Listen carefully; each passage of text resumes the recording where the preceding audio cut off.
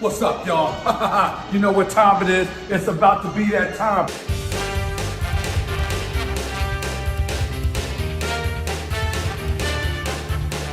Damn, son, where'd you find this?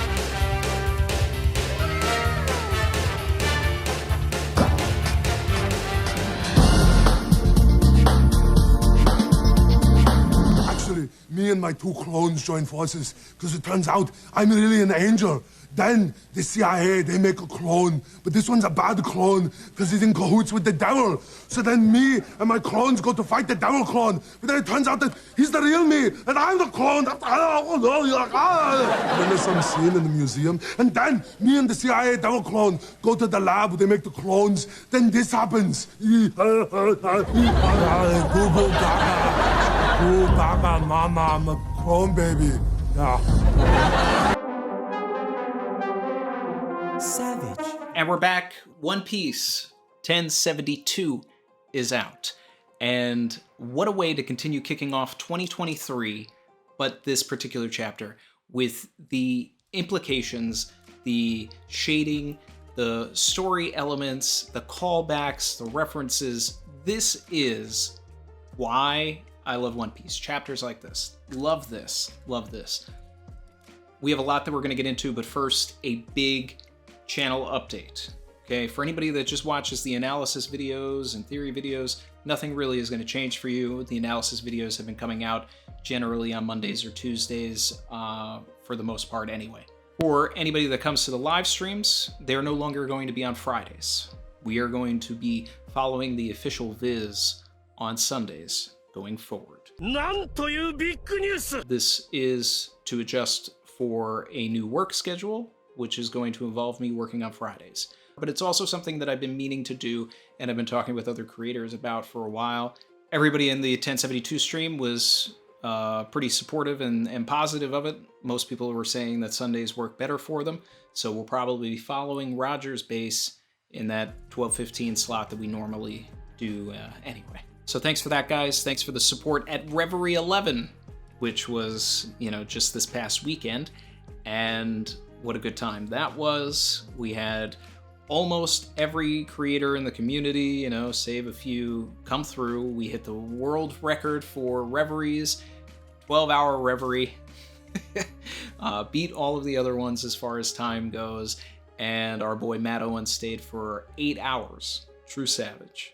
Anyway, let's get into 1072.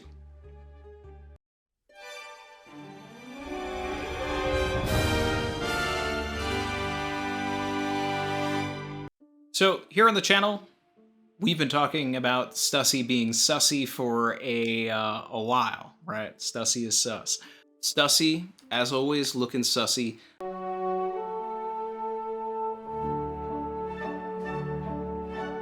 Maxo is one of the the ringleaders of that, and I mean, it was just obvious. The clues have been there pretty much since the beginning. She has been standing in the way of Kaku and Lucci, letting Kaku jump up into the Frontier Dome and letting him get zapped. Now, the extent of Stussy's allegiance is still in question, because essentially this looks like it is a win for Vegapunk and the Straw Hats, and it very well may be.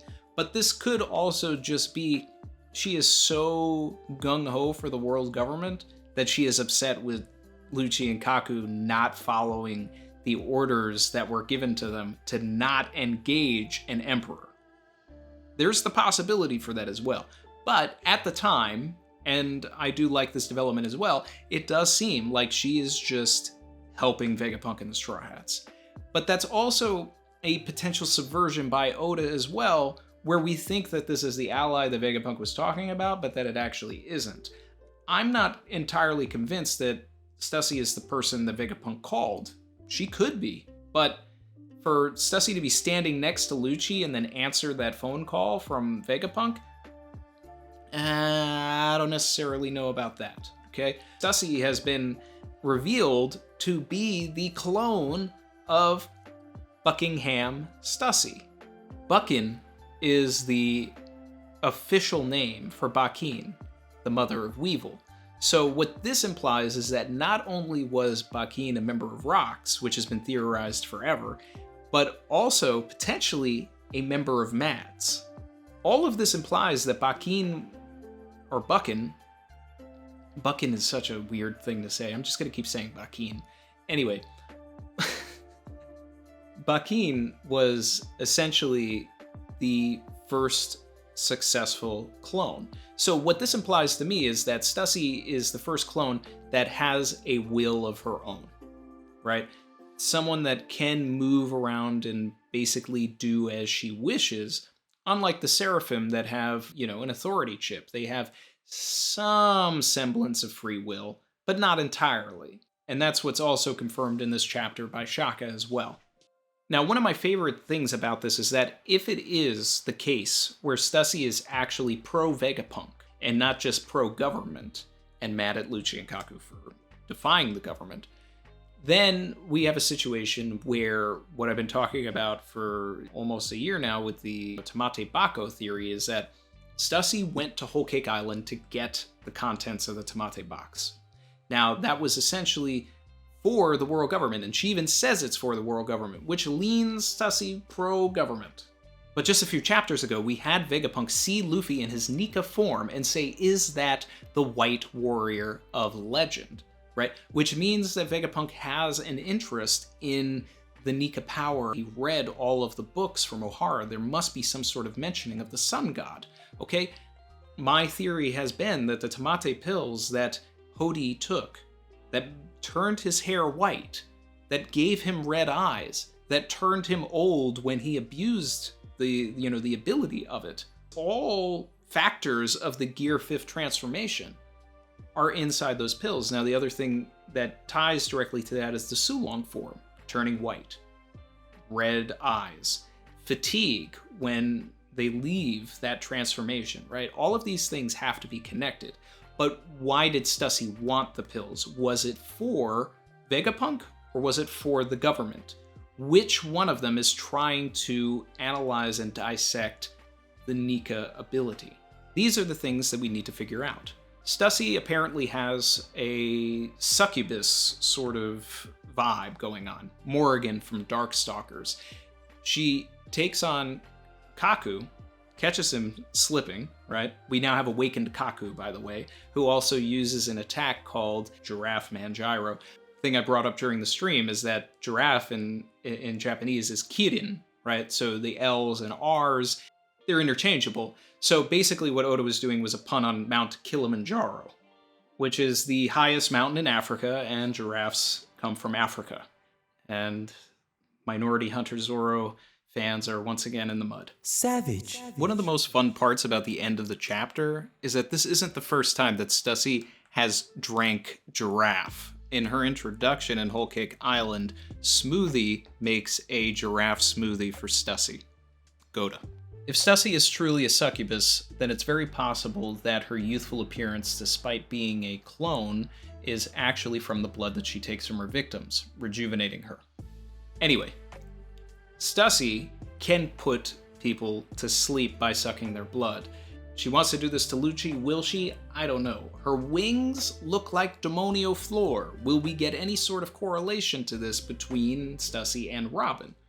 Who knows, right? But the thing here also is that Robin's ability seems to be going off of what Vegapunk was talking about a few chapters ago, imagination, okay? And basically manifestation of will and everything. So with Robin being called a demon her entire life since she was 8 years old, Demon Child Nico Robin, Devil Child Nico Robin, and then her fully embracing that, she was able to manifest that form from her fruit. So here, is this a Hito Hito no Mi model vampire? Is it a Bato Bato no Mi model vampire, just like in the One Piece Red game? Not to be confused with the movie, but there was a game where the villain was someone who had the bat fruit model vampire. It was a mythical Zoan. Are we canonizing that? Who knows? Either way, this is an extremely interesting development that obviously finally gives us a tie for why Bakin and Weevil are even in this story. And we've also talked about several times Weevil looking like he is some sort of an experiment. Okay, and then there is, of course, the long-running theory that has been around for a long time, which we've brought up, for a few chapters now as well, with Stussy being so relevant, that when Higurashi changes into a couple of different faces during the Woden flashback, talking to Orochi, one of the faces looked like a young Stussy. What we're probably seeing here is actually a young Bakin. The hairstyle is, different than what Stussy sports now, but the face is the same in the colored manga. They were also blonde. Then the other face that Stussy turns into, Shiki, another confirmed Rocks Pirate member. Higurashi, long-running theory that they were also a part of Rocks. They had the Mani Mani no Mi, which means they would have had to touch the faces of these individuals, and being on the Rocks Pirates would put them close enough to do that. I do think that there is still a possibility that there is actually an ally on Egghead that is not Stussy. I think Fujitora is still a strong possibility. Saul is a strong possibility. I think the real Kuma is, probably out. That was a lot of people's favorite theories, but I think with, the developments of this chapter, with there being, the paw, and then going back to Kuma climbing the red line, I think that is the real Kuma. I think Bonney's just going to have to, come to terms with that. The Stussy development kind of eases and releases a lot of the tension in the arc, because now we have been revealed a traitor that is going to help us, indirectly or directly. This means that there's a possibility that Lucci does go down in the next chapter or two. I would actually prefer it to be a tag team between Zoro and Sanji, because Sanji's already on his way to, meet up with those guys. Frankie is also there, so maybe we could get an interaction between Frankie and S-Shark, or even S-Bear, while Zoro and Sanji basically, take out Lucci. I'm also expecting Stussy and Lucci to kind of have this back and forth where they're each trying to control the Seraphim at the same time, because Lucci's going to tell the Seraphim to attack Stussy, Stussy's going to tell the Seraphim to attack Lucci, and it's going to keep going back and forth until we can actually get Lucci out of the picture. And this would be a really great way to hype up Zoro and Sanji if they do a tag team attack and take him out. Maybe even Luffy gets involved. Who knows? We need to add tension into the arc now. Now, we already know that Kizaru's on his way, so 1073, 1074, Kizaru really needs to get involved. He needs to land. And we also have the time limit of Bonney about to touch this paw, so that means that that's also going to happen, and I'm expecting that to happen at the end of the next chapter. So we'll follow this Stussy business, get to a certain point with Lucci, maybe even get Lucci out of the picture. Then we'll have Kizaru landing and creating some sort of a threat. Go back to Bonney. She touches, the paw. The memories fluctuate, juxtaposed with Kuma at the red line, maybe getting back to climbing, right? We go into this sorbet flashback, and when we come out of it, Kuma is at the top of the red line. So maybe the Kizaru scene is him getting the information that Kuma is there, and that he needs to finish his job quickly because they're going to pull him out if he makes it to the top and starts attacking celestial dragons. The juxtaposition of Kuma climbing the red line while all of this Bonney stuff is happening at the same time is beautiful, okay? Because we also just recently got the information about 200 years ago of the giant robot climbing the red line. Now, 200 years later, we have a giant robot climbing the red line.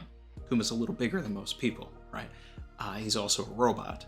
What I think that this is all going to lead into in either 1073 and beyond, in which, I did talk about how this chapter would likely be Bonney focused, because we need to get her on board with the evacuation plan. She needs to stop trying to kill Vegapunk. That's what this chapter was about. That's what the subsequent chapters coming up are going to be about too, is solidifying this. At one point, Bonney transforms her body and gives herself this gigantic upper half, and she ends up looking like Kuma. It's the first time we ever really can draw this link between the two of them. Like, oh wait, like, is this Bonnie's real form? Is this what she, is this what she's supposed to be? There's also this like intense dramatic scene going on between Bonney and Vegapunk, although she turns Vegapunk into a child, so like the tension is immediately cut. And that's one of Oda's like favorite things to do, is whenever he's doing something intense, he needs to have some sort of like childish thing going on or happening to really undersell it, so he doesn't go, too far and too dark, unless it's a flashback. All of the like Kuma flashbacks here were very, very welcomed, and we get a little bit more understanding with Kuma's powers, which I'll tell you something, like when we were reading Thriller Bark Weekly, everybody was completely confused as to what's going on, because his power didn't make any sense. There was like, Oda was not explaining it. It was just like, okay, he can do this, he can do this, he can do this, what else can he do? Well, now we're getting a sort of understanding that it's not just pain that he can compress, and it's not just air that he can compress, but memories and imagination and anything that kind of stems from the brain or the nervous system. So I love the panel of Bonney like walking and into that room and seeing the gigantic paw, and the way that Oda drew it, very iconic. One of my favorite panels in a long time. And when we do a 2023 roundup, I'm sure I will bring this particular panel back up because it is awesome. And the moment where Bonney says, "No, it's not pain. I know my father's ability really well." She's gonna put her hand through there, and we're gonna get that sorbet flashback. But what Bonney sees in these memories, what she gains from this flashback, could make her one of the best characters in the entire series. And we had discussed in the stream through Top Goon, he brought it up, is that what if Bonney is a clone? And now I'm not going to get lost in the sauce with this person's a clone, that person's a clone, oh, Luffy's a clone, Zoro's a clone, this is, Tashiki's a clone. No. We've got enough clones, okay? But I'm okay if Bonney is one, right? If it's from the perspective of all right, so we have a bunch of like conflicting reports about Kuma, right? Sabo says he's, a nice guy, right? The government labels him as a tyrant. What if he was both, right? But what if he was a tyrant because he was mad at the world government for killing his daughter, Bonney? And then Vegapunk, with or without Kuma's permission, cloned Bonney, got her memories reinstated, and Bonney has no idea that she even is a clone. That would add some serious weight and gravitas to everything that Kuma's doing. And then it would add more weight to the fact of why he wouldn't want Bonney in that room, why he wouldn't want to know what happened, because he wouldn't want her to know that she's a clone. Wouldn't want her to have those memories back of dying or anything like that, or understanding, no, you're not the real one. And that's a deep and dark and heavy and just the way Oda likes to set up a flashback. So maybe there's something like that. We'll just have to wait and see. Hey, who are you? I'm your clone. Who are you? My clone. Then who am I? You're not you. But who are you if I'm not me? I'm you, but I'm not me. Are you me or am I you? You're me. But who's he? I'm you too. Savage. And that's going to wrap things up, guys. It's also going to wrap things up for the particular setup behind me until it can be recreated at a new location.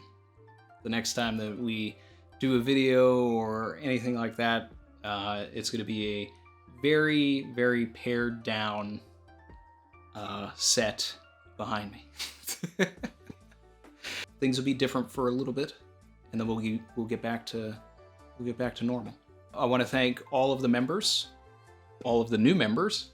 Shout out to Assad Ishmael, Ovio Ma, Mr. Venator 86, Hash Gerard, Mark Creasy, Retro Bat, DJ BJ 32, Azael Santa Cruz, Diogo Lisboa, Freddie Jones, Nico Pinks, Wiego My Ego, The Black Otaku, Marcus Hickey, Black Ice, Turboost, Buzzcut Mochi, Abhisek, Mr. Me, Mr. Hyena, Mami, Seb Music, and Fro.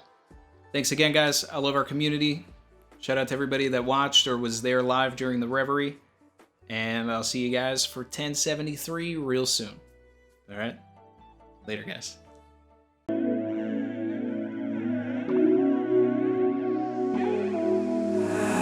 I've been swimming deep, deep. Savage.